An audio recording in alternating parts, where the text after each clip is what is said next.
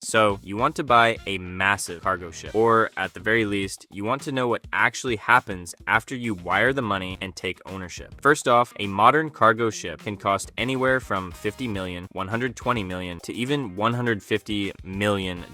That's more than a commercial airliner. It's more than the whole economy of some small island nations. But here's the weird part. The company running the ship usually doesn't own it, and more importantly, how does owning a $150 million floating asset actually make you money? Because in shipping, owning a ship is a completely different business than operating it, and it's way riskier than it looks. When people hear cargo ship, they imagine basic steel and metal containers, but a modern container ship is basically a floating, self-sustaining industrial city. It's built with over 40,000 tons of specialized steel welded into a hull designed to bend in massive ocean waves without snapping. Inside, there's a huge two-stroke engine taller than a 4-story building that can produce 100,000 horsepower, all built for an expected life of 25 years. If you order a large ship from a major yard like China State Shipbuilding or South Korea's Hyundai Heavy Industries, the prices are not random. It all depends on the price of steel at that time, the type of engine you want in the ship, and how busy the yard is. And then there's global shipping demand, the ultimate wildcard. Ship prices don't act like real estate. They act like crazy stocks. When shipping is booming, prices jump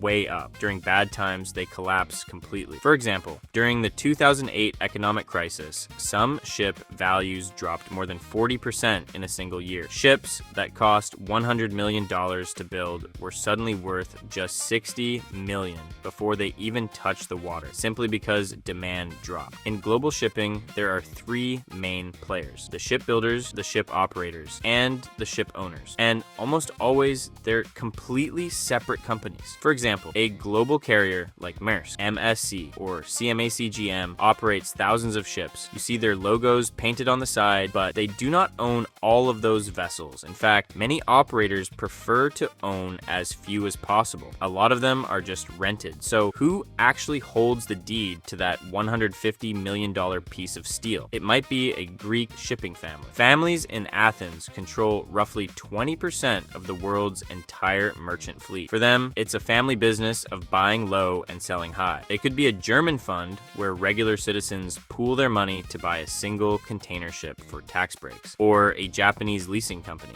which are huge financial groups that buy ships just to write off taxes on their balance sheets. It could even be a private equity firm in New York or London. These owners don't move cargo. They don't care about the details of getting a PlayStation from China to Los Angeles. They just rent out their ships. Owning a ship is basically a huge, high-stakes rental business. To make your money back, you have to lease it out. There are three main types of rentals, each with a very different level of risk. First is the time charter. This is the safe bet. The operator rents the ship for a fixed daily rate over a specific time, like $40,000 per day for 3 years. The owner provides the ship, maintenance, insurance, and crew. The operator pays for fuel, port fees, and cargo logistics. If rates are high when you sign, you lock in good, guaranteed returns. But if the market surges right after you sign, you're stuck at the lower rate. Second is the bareboat charter. The operator rents only the physical ship. They handle absolutely everything else: hiring the crew, buying insurance, and servicing the engine. For the owner, this means lower daily pay, but almost zero work. Just hand over the keys and wait for the monthly check. Then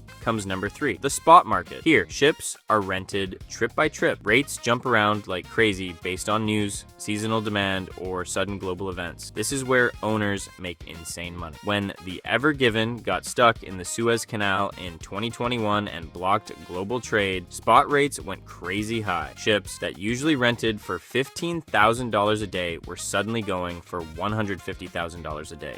Owners became billionaires in just a few months, but the crash afterward is brutal. In 2023, as things went back to normal, many of those rates fell by over 70%. How do these owners afford the ships in the first place? Almost nobody pays full cash. The typical financial setup is 30% cash and 70% bank loans. Shipping banks give out huge loans backed by the ship itself. To protect themselves, owners use a legal trick called a special purpose vehicle. If a Greek tycoon owns 50 ships, they do not put them under one big company. Instead, they set up 50 separate shell companies, often registered in places like Liberia, the Marshall Islands, or Panama. One company, one ship. Why? Because if one ship spills oil or goes totally bankrupt, the rest of the fleet is safe. But there's a huge problem here. Let's say you borrow $70 million to buy a $100 million ship. A year later, the market crashes and the value drops to $50 million. You are now underwater on your loan. The ship is worth less than what you owe. The bank panics and demands extra cash right away. If you can't pay, they take the ship. Shipping history is full of dead companies that took on too much debt. Even if you manage your debt perfectly,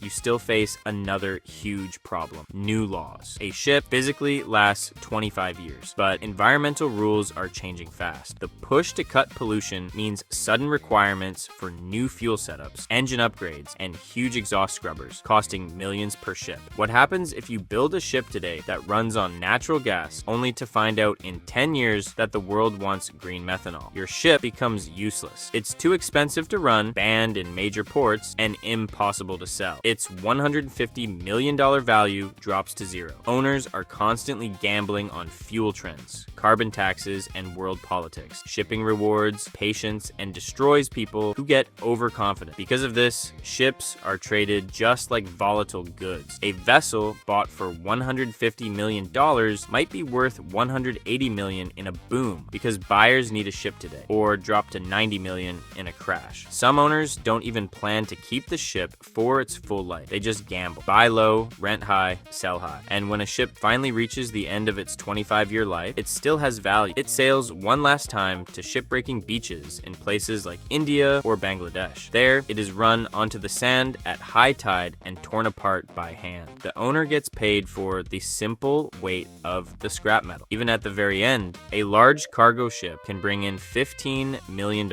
in scrap steel, giving a final floor to its value. So why does this crazy system exist? For an operator like Maersk, owning every ship in their fleet would take way too much money and debt. If global trade slows down, an operator with 500 owned ships still has to pay 500 mortgages, even if the ships are sailing empty. Renting gives them flexibility. If demand drops, the operator just lets the short-term rentals end and gives the ships back. The operator stays safe and the owner takes the loss. This split between owning and running spreads the risk around. When an operating company goes bankrupt, the ships don't disappear. The owners just take them back and rent them to someone else. The companies might die, but the ships keep moving. Owning a $150 million ship isn't just about owning a giant piece of steel. It means dealing with massive debt, predicting world trade, guessing future green laws, and surviving crazy market swings. But when you multiply that across hundreds of ships using debt and reading the market, you see how modern shipping empires are built, not by moving the cargo, but by carefully managing the risk.